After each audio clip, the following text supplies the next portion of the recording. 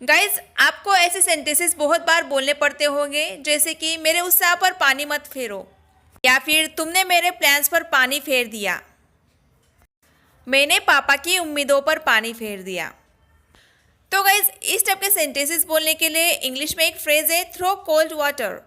Throw cold water मतलब पानी फेर देना। आइए इसके कुछ एग्जाम्पल्स देखते हैं। तुम हमेशा मेरी योजनाओं पर पानी फेर देते हो। You always throw cold water on my plans. You always throw cold water on my plans. मैंने पापा की उम्मीदों पर पानी फेर दिया है। I have thrown cold water on my papa's expectations. मतलब मैंने पापा की उम्मीदों पर पानी फेर दिया है। नेक्स्ट एग्जाम्पल इज, मेरे उत्साह पर पानी मत फेरो। Don't throw cold water on my excitement. Don't throw cold water on my excitement. Friends, in sentences के अलावा कुछ ऐसे भी सेंटेंसेस होते हैं जो हमें अक्सर बोलने पड़ते हैं, जैसे कि लोग आजकल घर बैठे बैठे लाखों कमा रहे हैं। आजकल बच्चे घर बैठे बैठे पढ़ाई कर रहे हैं। या फिर लॉकडाउन में लोग घर बैठे बैठे बोर हो गए थे। तो फ्रेंड्स, जब हम बोलते हैं कि घर बैठे बैठे कोई काम हो रहा हो या कोई चीज़ हो रही हो, तो घर बैठे बैठे इसके लिए इंग्लिश में बोला जाता है at sitting home. At sitting home it means घर बैठे बैठे। फॉर एग्जाम्पल, अगर आपको बोलना हो कि तुम घर बैठे बैठे ऑनलाइन काम कर सकते हो, then you can say you can work online at sitting home. You can work online at sitting home. इन दिनों बच्चे घर बैठे बैठे पढ़ाई कर रहे हैं, तो इसे हम बोलेंगे नाउअडेज या these days children are studying at sitting home. It means बच्चे घर बैठे बैठे पढ़ाई कर रहे हैं। Let's see one example. जैसे कि आप सभी को पता है कि लॉकडाउन में लोग घर बैठे बैठे बोर हो गए थे, है ना। People were bored at sitting home in the lockdown. People were bored at sitting home in the lockdown. Guys, मेरी एक व्यूअर है अर्चिता जी, उन्होंने मुझे पूछा था कि मैम कब ड्यू टू का और कब बिकॉज ऑफ का यूज़ करना होता है। तो गाइज, ड्यू टू और बिकॉज ऑफ इन दोनों का मीनिंग एक ही होता है, के कारण और के वजह से, पर इसे दो अलग अलग सिचुएशंस में यूज़ किया जाता है। तो फ्रेंड्स, बिकॉज ऑफ और ड्यू टू इनको किस सिचुएशन में कैसे कैसे यूज़ किया जाता है, इसे ध्यान में रखने के लिए, याद करने के लिए सिंपल सी एक ट्रिक है। अगर कोई काम, कोई चीज़ या कोई बात किसी नाम की वजह से हो रहा हो या फिर किसी नाम के लिए हो रहा हो, तो उस सिचुएशन में ड्यू टू का यूज़ किया जाता है। और गाइस, बिकॉज ऑफ का यूज़ किसी काम के लिए किया जाता है। तो आइए इसे एग्जांपल्स के जरिए समझते हैं। सपोज आपको बोलना हो कि ऑफिस में जाने के लिए या फिर ऑफिस में जाने की वजह से मुझे सुबह जल्दी उठना पड़ता है। तो फ्रेंड्स, यहाँ पे ऑफिस में जाना भी एक काम है, तो यहाँ पे हम बिकॉज ऑफ का यूज़ करेंगे। तो ये होल सेंटेंस बनेगा, I have to get up early in the morning because of going to the office. I have to get up early in the morning because of going to the office. तो हमने यहाँ पे because of का use किया क्योंकि office में जाना भी एक काम होता है ना, तो किसी काम के लिए because of का यूज़ किया जाता है। अब ड्यू टू का यूज़ कब करेंगे, देखिए, तुम्हारी खटारा गाड़ी की वजह से मुझे देर हो गई। तो ये सेंटेंस बनेगा, I am late due to your jalopy. I am late due to your jalopy. Friends, jalopy एक नाउन है जिसका मतलब होता है खटारा, पुरानी टूटी फूटी गाड़ी, इसलिए हमने यहाँ पे ड्यू टू का यूज़ किया है। तो फ्रेंड्स, आई होप आपको समझ में आ गया होगा कब ड्यू टू का और कब बिकॉज ऑफ का यूज़ करना होता है।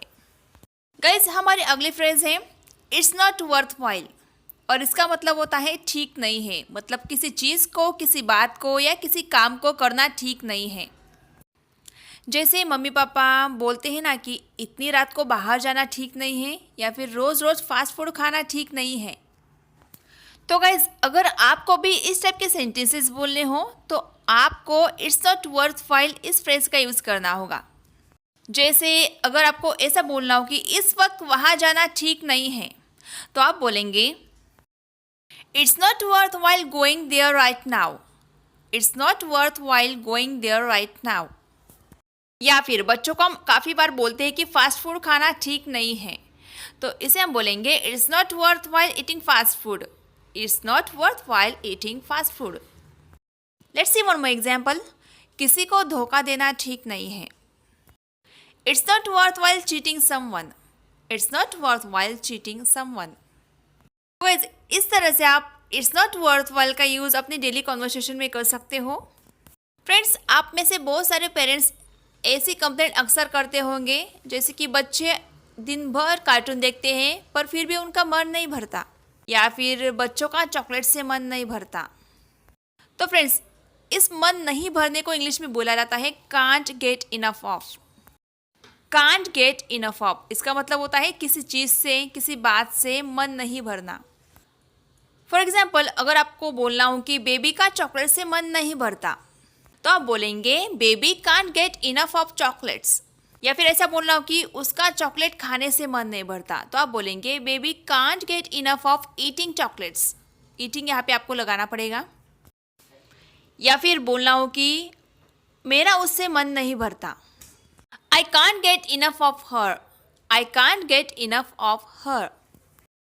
या फिर बोलना हो कि अर्नव का कार्टून देखने से मन नहीं भरता, तो आप बोलेंगे Arnav can't get enough of watching cartoon. Arnav can't get enough of watching cartoon. तो फ्रेंड्स, इस तरह से कांट गेट इनफ ऑफ का यूज स्पोकन इंग्लिश में किया जाता है। फ्रेंड्स, कुछ सेंटेंसेस आप ऐसे भी बोलते होंगे जैसे कि मेरा उससे कुछ लेना देना नहीं है, या फिर उसका मुझसे कुछ लेना देना नहीं है, या फिर मेरे उसका काम से कुछ लेना देना नहीं है। तो फ्रेंड्स, इस टाइप के अगर आपको सेंटेंसेस बोलने हो तो आपको एक फ्रेज की ज़रूरत पड़ेगी, have nothing to do with something और समवन। इसका मतलब होता है किसी चीज़ से या किसी से कोई लेना देना नहीं है। सपोज आपको ऐसा बोलना हो कि मुझे उससे कोई लेना देना नहीं है, तो आप बोलेंगे I have nothing to do with him, और गर्ल होगी तो her. I have nothing to do with him. उसका इस मामले से कोई लेना देना नहीं है। He has nothing to do with this matter. He has nothing to do with this matter.